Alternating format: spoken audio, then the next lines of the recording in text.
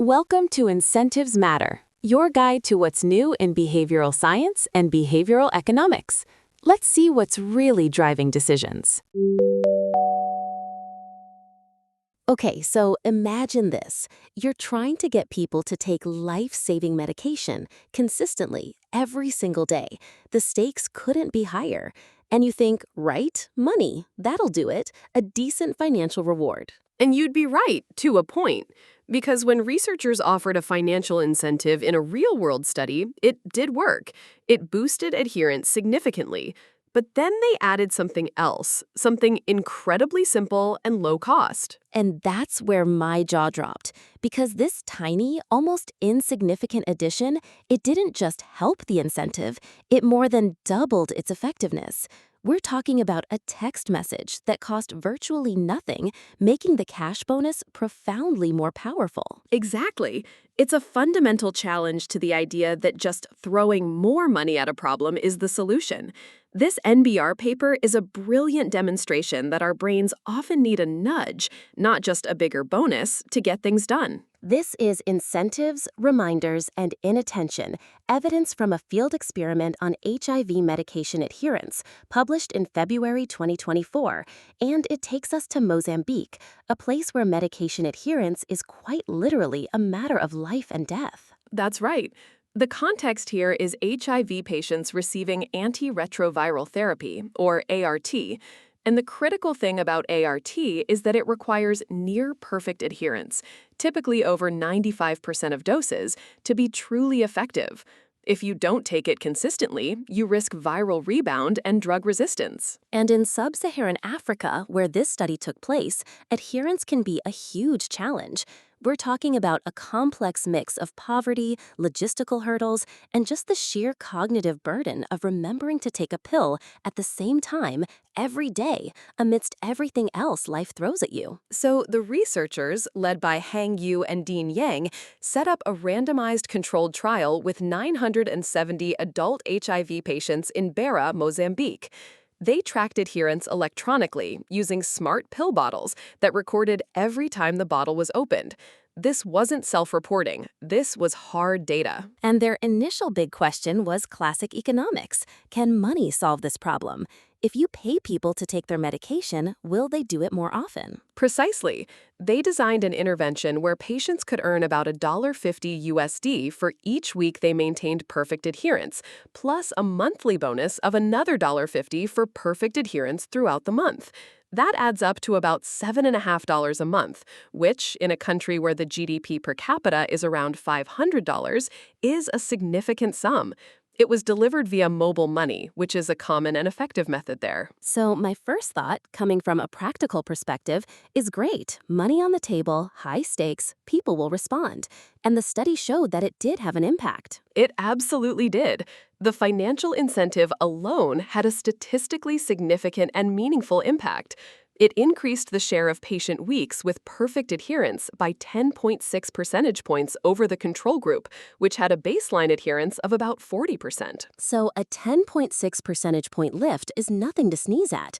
In a clinical setting, that could be the difference between viral suppression and viral rebound for a meaningful number of patients. Case closed, right? Pay people, get results. Well, that's what many might conclude. And yes, a 10-point increase is solid. But the academic in me immediately asks, is this the most effective way to spend that money? Is the incentive hitting its maximum potential? The authors suspected there was a cognitive bottleneck limiting the power of the cash. And this is where the real magic and the real surprise happens in the study, because they didn't just test money versus no money, they tested money versus money plus a simple reminder. That's the pivot. They had a second group that received the exact same financial incentive scheme. The only difference was that this group also received a daily SMS reminder. And the reminder itself was incredibly basic. It arrived around the same time each day and said, in Portuguese, "This is a reminder from the Adherence project." It didn't mention HIV, didn't mention medication, didn't even mention the financial incentive. It was just a pure, low-friction memory aid. Right, it was designed to be as neutral and unobtrusive as possible, simply a cue. And this is where the findings become truly staggering. Okay, so let's set the stage. Incentive alone, 10.6 percentage point increase in perfect adherence. Now, what happens when you add that simple 10-word text message? The combination of the incentive and the reminder led to an increase in perfect adherence of 24.3 percentage points over the control group. Wait, 24.3%? Yes, incentive only, 10.6 percentage points. Incentive plus reminder, 24.3 percentage points. That's more than double. For the cost of a simple automated text message, they more than doubled the effectiveness of the cash incentive. Let that sink in for a moment. The text message itself had a greater marginal impact on behavior than the initial $7.50 incentive. Absolutely. The marginal gain from adding the reminder was 13.7 percentage points, which is larger than the 10.6 percentage points from the incentive alone. It completely reframes how we think about the components of an intervention. We spent all this time calibrating the right dollar amount, and the real magic, the real catalyst, was in a simple text. It feels almost counterintuitive, doesn't it? That a non-specific text could unlock so much more from a financial reward. It's a beautiful demonstration of an interaction effect. The reminder acts as a catalyst for the incentive. Without the reminder, the incentive's power is blunted. This tells us the primary barrier wasn't a lack of motivation. The money was clearly desirable. The primary barriers, according to the paper, were cognitive. And what exactly were those cognitive barriers? The paper breaks it down into two key frictions, right? Exactly. First, there's inattention to daily adherence. This is just simple, everyday forgetfulness. Life is busy. People get distracted. Even with the best intentions and a financial reward on the line, the thought of taking a pill can get crowded out by a million other concerns. The daily SMS reminder directly combats this by bringing the task top of mind. So it's not that they don't want the money or don't want to be healthy, it's that they just forgot amidst everything else. Precisely. And the second barrier is imperfect memory of payment eligibility. This is more subtle. Patients might remember they can get paid, but forget the specifics of the incentive scheme. They might forget that it requires perfect daily adherence to get the full weekly or monthly bonus. Ah, I see. So if you miss a dose on Tuesday, you might think, oh well, I'll just be extra good for the rest of the week, but you've already lost that week's bonus. The daily reminder, even without mentioning the incentive, reinforces the overall program's salience. That's it. It's like a gentle tap on the shoulder that keeps the entire incentive structure in the front of their minds, not just the act of pill taking itself. So the researchers didn't just observe this. They actually put a number on this cognitive tax. They modeled it. And this is where it gets really interesting for those of us who like to geek out on the mechanics. The authors developed a structural behavioral model. They essentially treat inattention and imperfect memory as taxes that reduce the perceived value of the financial incentive. So you're saying if you offer someone $7.50, but because they're likely to forget to take their pill, and they might forget the exact rules for getting paid, the expected value of that $7.50 in their mind is much lower than $7.50? Exactly. It's as if a cognitive tax is levied on the reward before it even enters their mental calculus. The reminder effectively removes that tax, allowing the full potential of the incentive to be realized. And by comparing the effect sizes of the incentive-only group and the incentive plus reminder group, the model can estimate the size of this tax. And the number they came up with was what? The model suggests that these two cognitive frictions, forgetting to take the pill and forgetting the payment rules, reduce the incentive's effectiveness by a staggering 56%. 56%. So for every dollar you spend on an incentive in this context, 56 cents is essentially being wasted or burned by cognitive friction. The reminder is a tool that lets you reclaim that lost value. That's an incredibly high ROI intervention. It is. What's so elegant here is that they've put a number on it. It's not just a qualitative story about forgetfulness. They're saying that the core problem is a leaky bucket of attention. Pouring more water, more money, into that leaky bucket won't work beyond a certain point. You have to patch the holes first. So, a thought experiment. If the researchers had decided to double the incentive to $15 a month instead of adding a reminder, the model predicts this would have been far less effective. You hit a point of diminishing returns where a bigger reward can't overcome the fundamental problem of a person simply not remembering to act at the crucial moment. Exactly. And this connects to a broader idea in behavioral economics, rational inattention. It's a field pioneered by Nobel laureate Christopher Sims, and it treats attention as a scarce economic resource. We can't process all the information available to us, so we make rational, often unconscious choices about what to pay attention to. So it's not about people being lazy or irrational. It's about them being rationally selective with their limited cognitive bandwidth. Precisely. Acquiring and processing information has a cost. A person with HIV has to manage their health, work, family, and 1,000 other daily inputs. The cognitive effort required to remember a pill at the exact same time every single day is a real cost. The SMS reminder dramatically lowers this information processing cost, making it easier to allocate attention to the desired behavior. The study shows that instead of trying to make the reward for attention bigger, it's often more effective to make the cost of attention smaller. And this insight, this idea that a nudge can multiply the power of an incentive, feels incredibly relevant to so many other domains, like, for instance, the $8 billion industry of corporate wellness programs. Oh, absolutely. This is a perfect real-world application. Most workplace wellness programs are built almost entirely on the logic of financial incentives. You offer a premium reduction, a bonus, or gift cards for completing health risk assessments, biometric screenings, or participating in fitness challenges. And the data shows that incentives do boost participation, at least in the short term. Like a 2019 KFF survey found that at large firms with an incentive for completing an HRA, 50% of workers participate, compared to just 31% at firms with no incentive. So people show up for the money. They do. And the Rand Corporation found that incentives are effective for HRA completion, especially above a $50 threshold. But here's the kicker.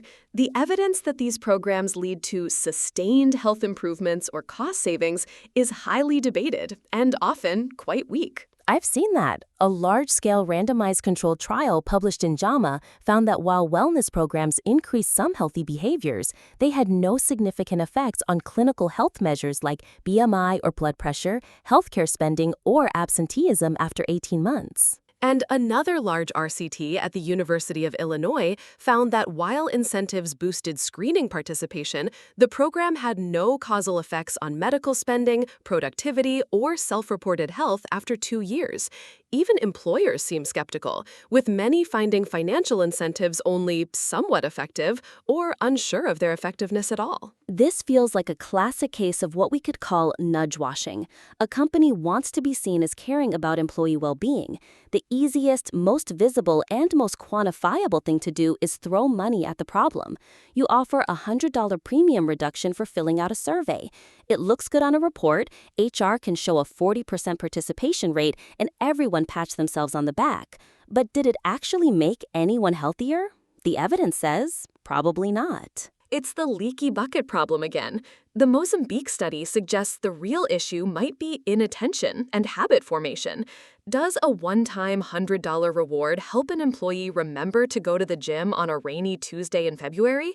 Does it make it easier to choose a salad when their colleagues are all getting pizza? Probably not. So what if companies reallocated their incentive budgets based on this insight? Instead of a $100 bonus, what if they offered free apps that provide reminders for workouts or medication? What if they focused on reducing friction, like offering on-site fitness classes, pre-scheduled slots for health screenings, or making healthy food options the default in the cafeteria? Exactly. What if they focused on social support systems, which research shows can be a powerful motivator? The core question is a direct parallel to the NBR study. Is the barrier a lack of motivation, solved by money, or a lack of attention and an excess of friction, solved by reminders, defaults, and simplification? If it's the latter, the money is often just going to waste. And this tension between reminders and rewards plays out everywhere, particularly in the apps on our phones. It's a perfect illustration of different behavioral strategies in action. Take medication adherence apps, for example. A great example. You have the reminder-first approach, like MediSafe or MyTherapy. Their core functionality is sophisticated reminder systems, customizable alerts, caregiver notifications, scheduling tools. MediSafe even lets you tailor it with fun voices like Darth Vader to deliver the reminder. The primary goal there is clearly to combat the inattention tax, make it as easy as possible to remember. And studies have shown these apps can significantly improve adherence. Some research suggests MediSafe users have a 30% better adherence rate. Then you have the rewards-based approach, like Mango Health. They combine reminders with a gamified reward system. Users earn points for taking their medication on time, which can be redeemed for gift cards or donated to charity. So Mango Health is assuming that the barrier is at least in part motivational and tries to make adherence feel rewarding rather than a chore.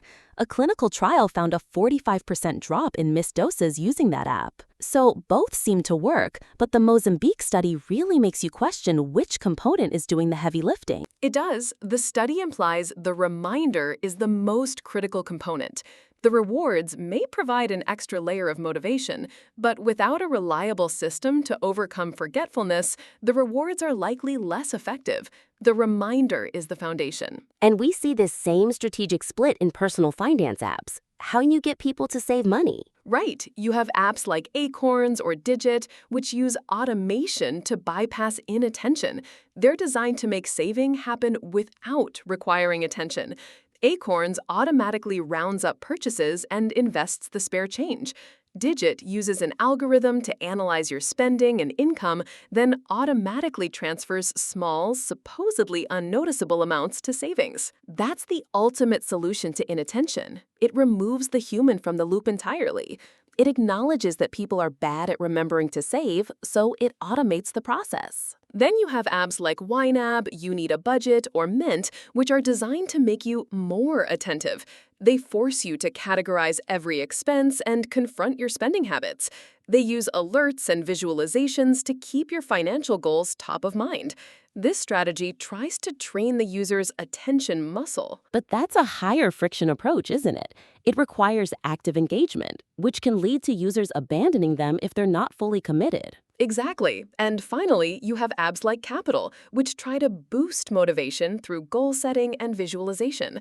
They allow users to set specific visual goals, like a picture of a vacation destination, and create rules to save towards them. This leans on research showing that visualizing a goal makes a person more likely to achieve it. It tries to increase the motivation to save by making the future reward more salient and emotionally resonant. It's fascinating how these apps embody different behavioral science principles. But we have to be careful, don't we? While these tools can be powerful, they can also create their own problems. Absolutely. The constant notifications from a budgeting app can create anxiety and a feeling of being policed. The gamification in a rewards-based app can lead to over-checking and a focus on points rather than the underlying health behavior.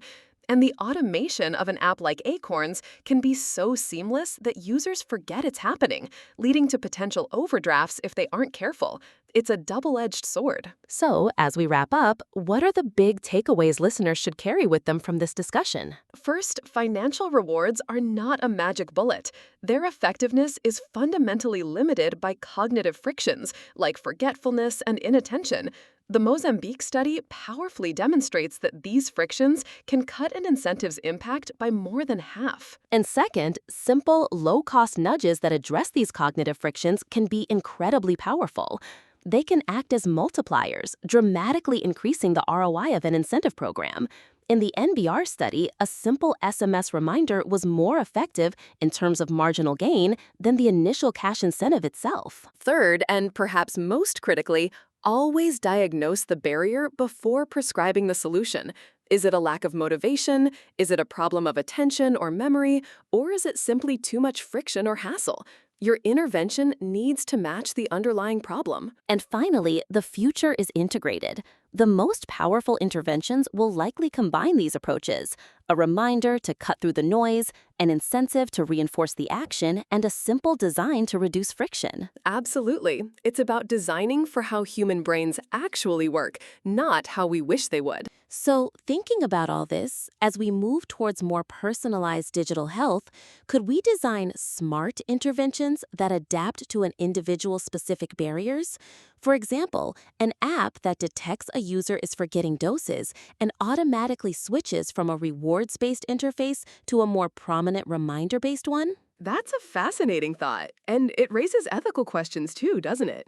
When does a helpful reminder become an intrusive nag? When does a financial incentive become coercive, particularly in low-income populations where that $7.50 might be a substantial percentage of their monthly income? And zooming out even further, could this inattention tax framework be applied to other major societal challenges, like climate change, remembering to recycle or reduce energy consumption, or education, like completing complex financial aid forms? What other areas are we pouring money into only to have it drained by the leaky bucket of human attention? That's all for this episode of Incentives Matter. Thanks for listening. Choose wisely, or at least know why you didn't.